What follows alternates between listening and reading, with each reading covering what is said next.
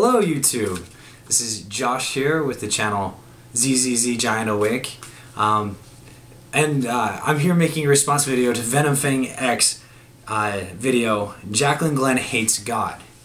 And I thought it was brilliant. If you don't know who VenomFangX is, he's got to be one of the longest tenured YouTube parody artists of all time.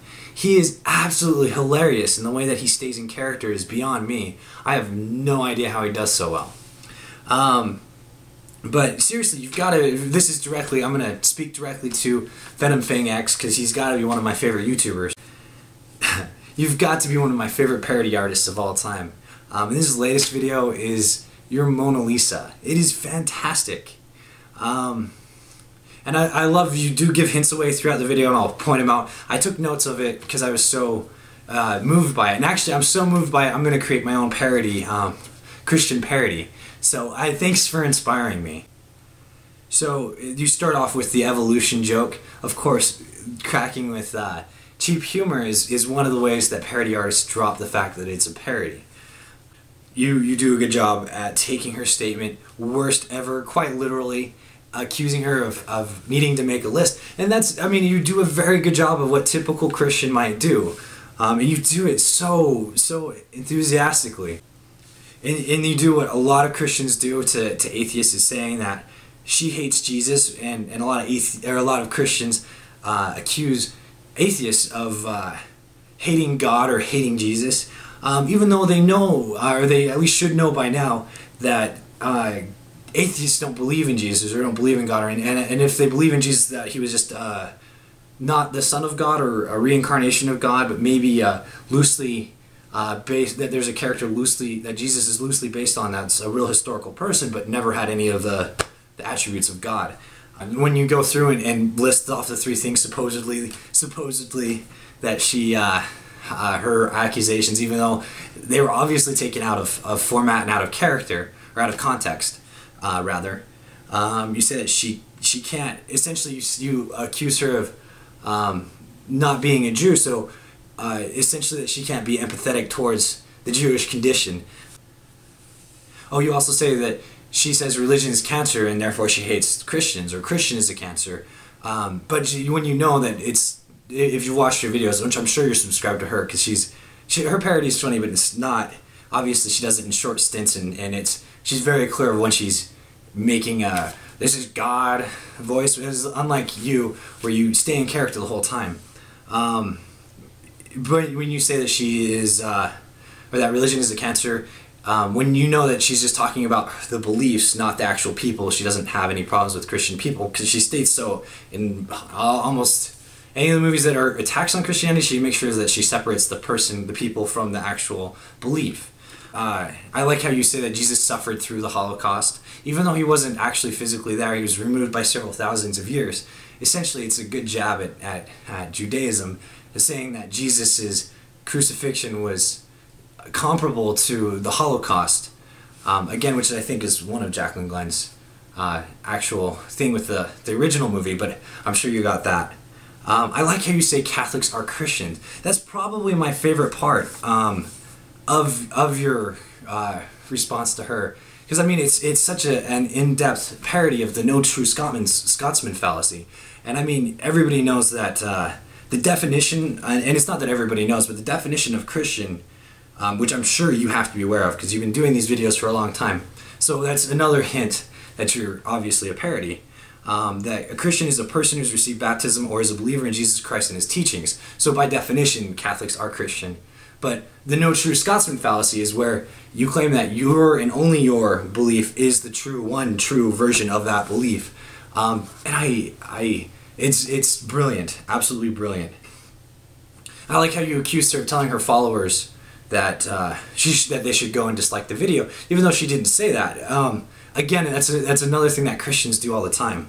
But I like how you said you compared her followers to sheep, and they went over and did blasphemy against God, when you know the parallel of Jesus calling his followers sheep, like in Matthew 18:12-13, Matthew 25:32-33, Mark 6:34, Luke 15:4-6. John 3-4, and this is Jesus talking about his followers, our sheep. So I think it's strongly ironic how you compare the two, because it's, again, that's perfect for parody, because Christian followers are of course going to take that out of context and think, oh, they're sheep, they're dumb followers, when they themselves are the dumb followers. Again, another cut that most Christians wouldn't catch.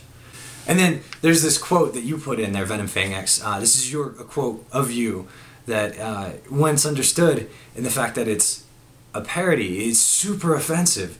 Like, I don't know if I have the cojones to say this the way that you did, but the line you delivered was, God chose to draw that parallel 1900 years before the Holocaust happened by sending Jesus Christ well before the Holocaust happened to suffer and die, to be misunderstood, to be the archetype of the hated, rejected Jew. Now, the parallel between that is the Jews don't believe in Christ. And this is, again, where it's extremely offensive, is that the Jews who don't believe in Christ ended up suffering in the Holocaust because they weren't Christian. And so Jesus Christ, who could have come back as second coming any point, or have interrupted the Holocaust itself by coming down and because of his suffering, he could have spared the suffering of all those people, but he didn't. And so when you say that, once you understand that, it's just, I mean, seriously, the cojones on you. And the only reason Jesus is hated is because he's Jesus, and Jews are hated because they're Jews. I mean, again, that's another perfect parallel, especially for parody. Because obviously, atheists don't hate Jews. Atheists don't even hate Jesus. Atheists don't hate Jews because they usually aren't hateful people. Again, they like to separate, a lot of them, at least the ones who are well educated, like to separate the belief from the actual person. And the other thing is that Jesus, they don't hate Jesus. They don't believe that Jesus had any supernatural powers. So I love how you draw that parallel, because it's, again, imagination versus imagination, which makes it a perfect parallel. And then you say that Jesus did nothing to deserve his punishment, like Jesus, who was considered, Jesus was considered a blasphemer at the time. And it says so in the Bible that he was considered a blasphemer. And there are renditions where Jesus was an actual zealot. There's a book called Zealot. I'm sure, again, you're well aware of it, because you read up on this character. So I'm sure that you just pretended to be ignorant to that book and to that viewpoint, just for the movie's sake. I also think that it was, as Jaclyn is a denier of Christ, is equivalent to a Nazi. I think that's again fantastic because of how grossly wrong it is. Because Jaclyn has never killed anybody that I know of. She doesn't go around discriminating against people that I know of. She bashes, again, the religion separate from the people. But whereas the Nazis went and tried to kill an entire species, not a species, but in their view, a race of people. There was an entire genocide attempted by the Nazis, and to draw the equivalent to Jaclyn to disliking the fact that people believe in Jesus Christ, again, it's fantastic because of how grossly wrong it is. I mean, and then again, it's a great portrayal of a parody in the fact that some Christians go that far and go that route. I mean, it's extreme. And I like how you say his death is eternal in a way that we can't understand. Another great hint, in a way that we can't understand, is another great hint that you're implying agnosticism, whereas we can't know God and so we shouldn't reject God, but it's the opposite form of the typical atheist agnosticism. But again, I know that it's parody, but you're dropping the hint that agnosticism is the only correct view, is another great hint.